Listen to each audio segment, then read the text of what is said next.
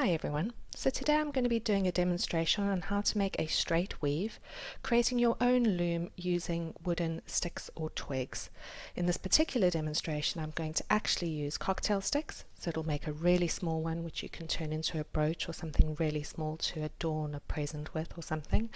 But this is very small and fiddly, so if you struggle with really small things I suggest you do a bigger one with either some sticks or twigs that you can find outdoors or skewers or something similar. They just need to be a similar length and a similar size widthways. Here are the materials you'll need to make a straight weave with a wooden frame.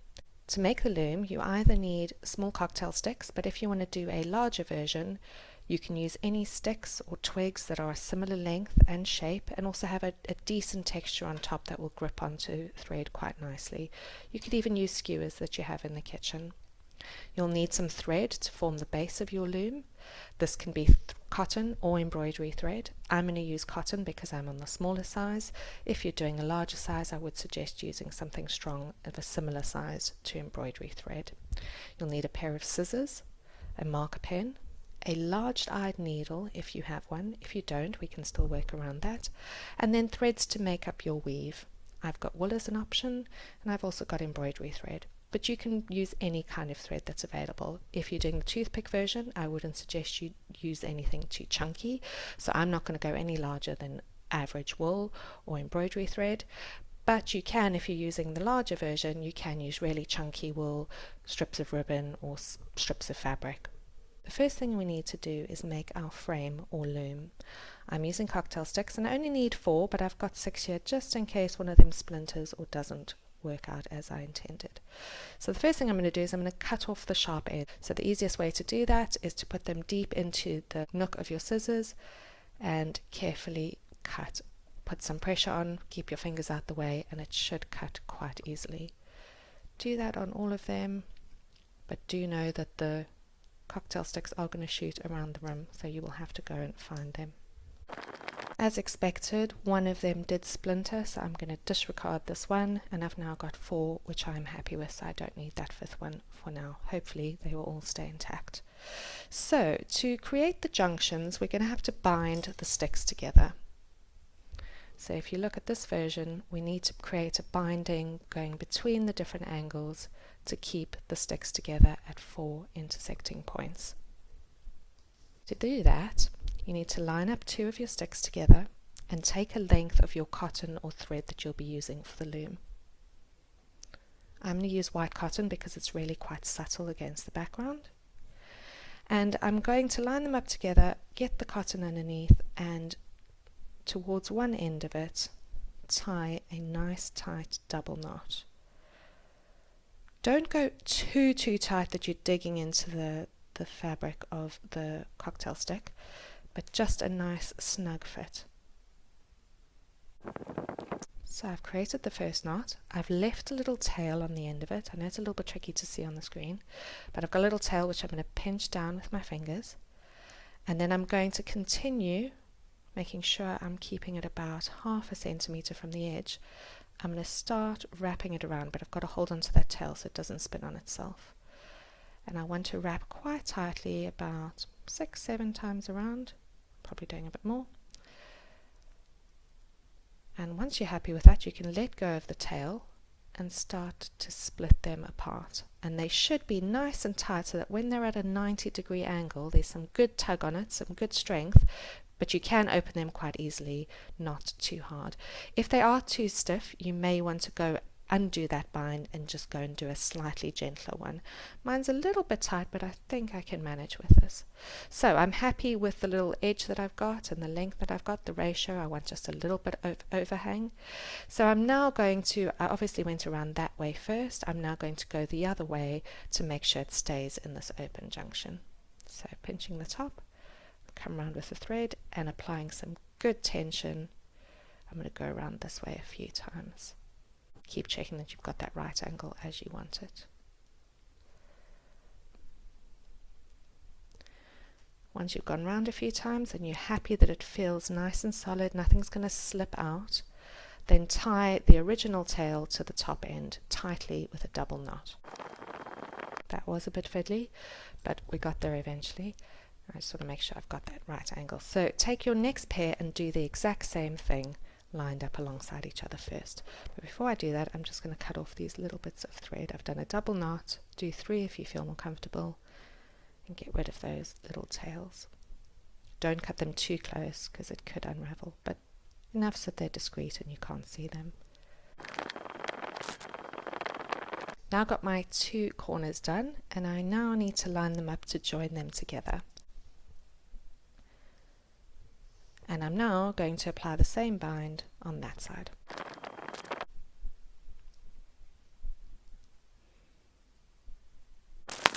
So I've got my thread lying underneath.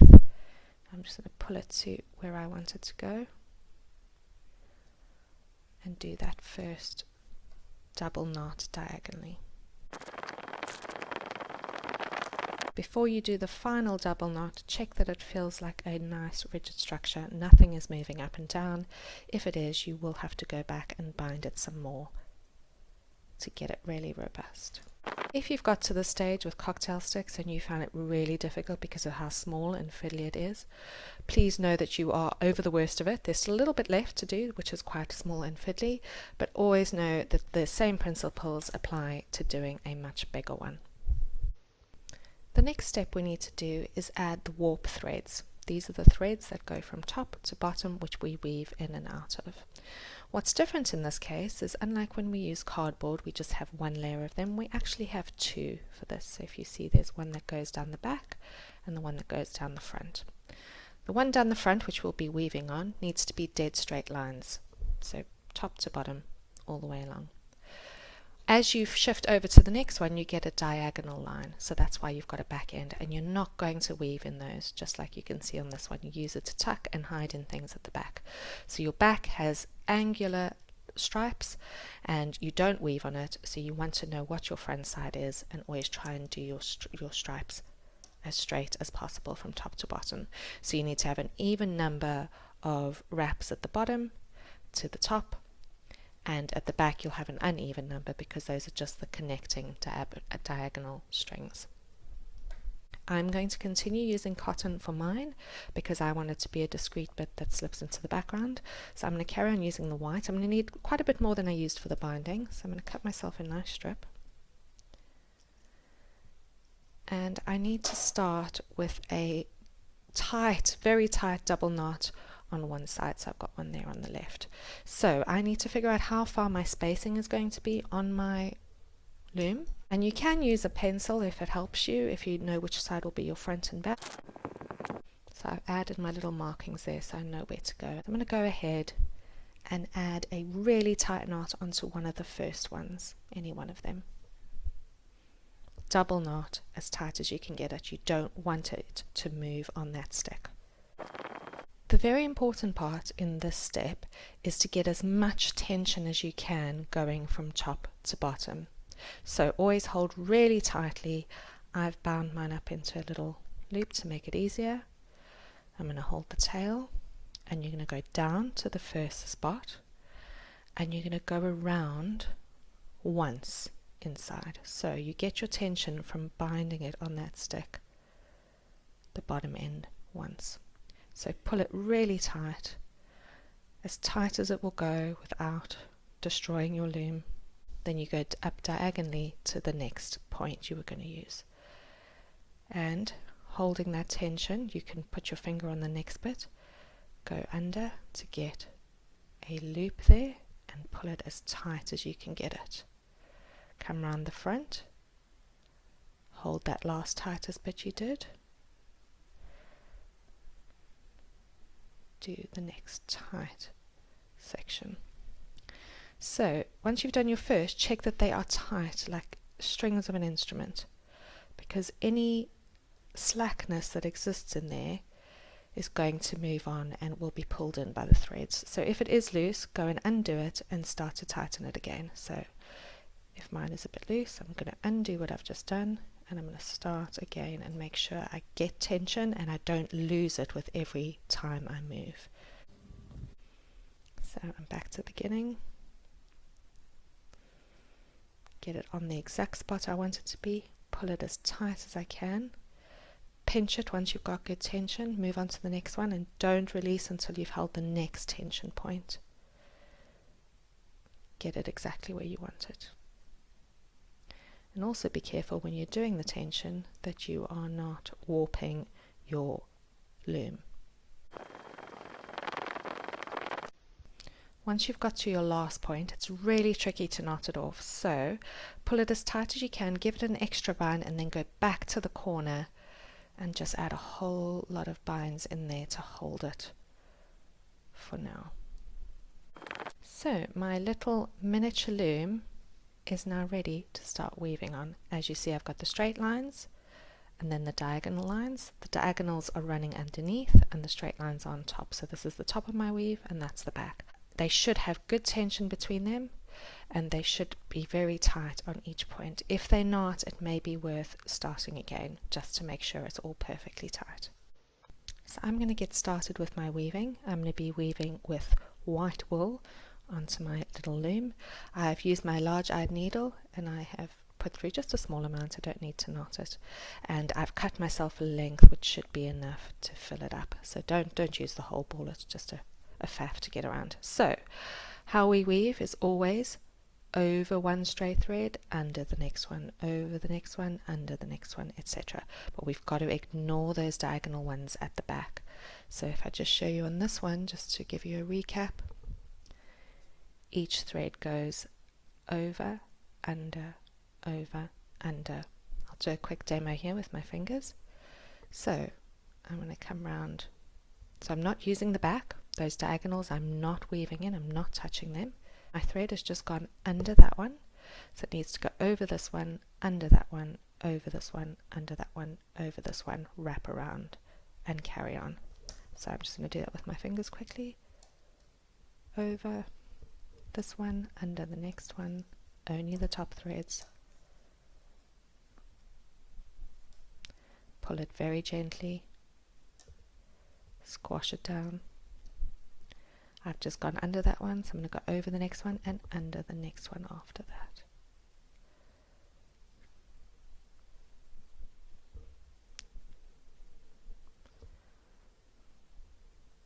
Squash it down, gone under that one, I'm going to go over that one and under the last one.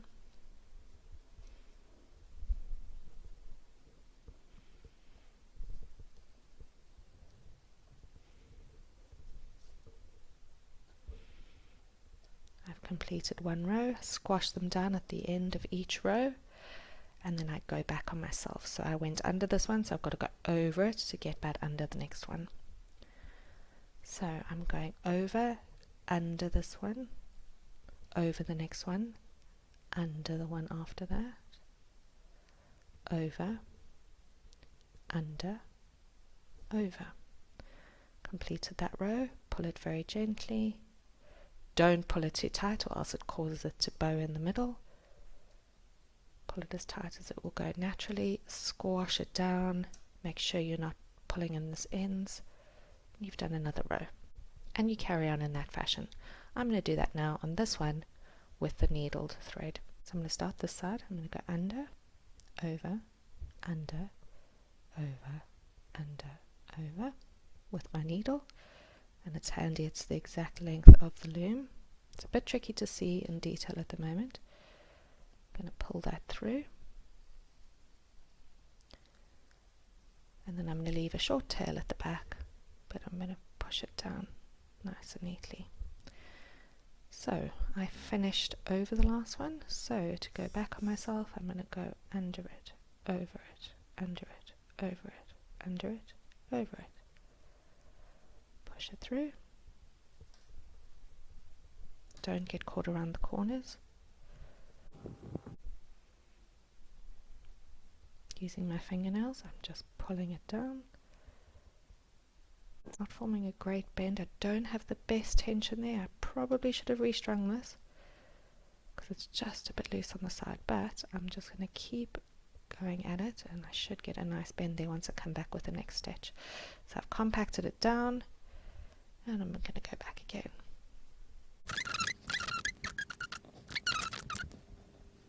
And our weave is starting to take form. slowly. And we want to get it really full and just keep going that way. If you want to do a color change, simply cut off a short tail on the bit that you've ended with. If you've got two large-eyed needles, that's handy because you can just keep them on each one, but I'm going to have to move this one. And then lining up the two ends that are left, I'm going to do a double knot in them, but I want the knot to finish as close to the end so I can hide it at the back. So I've done my double knot as tight as I can and as close to that edge, and all I'm going to do is carry on as if I was working with the same thread, and I will tuck those away. I'm going to make it a little bit neater.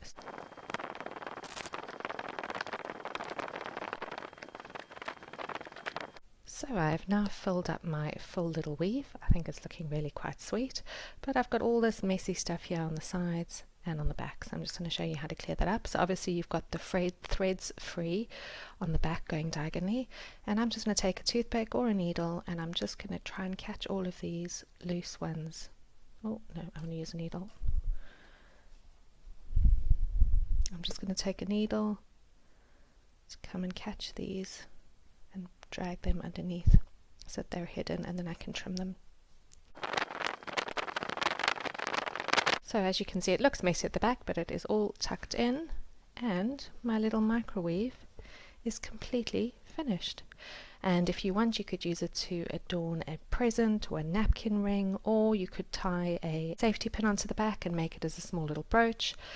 And if you look up how to do patterns, you could do either initials of somebody or a little shape, which you do using the colors on the front to make a really cute micro weave with toothpicks.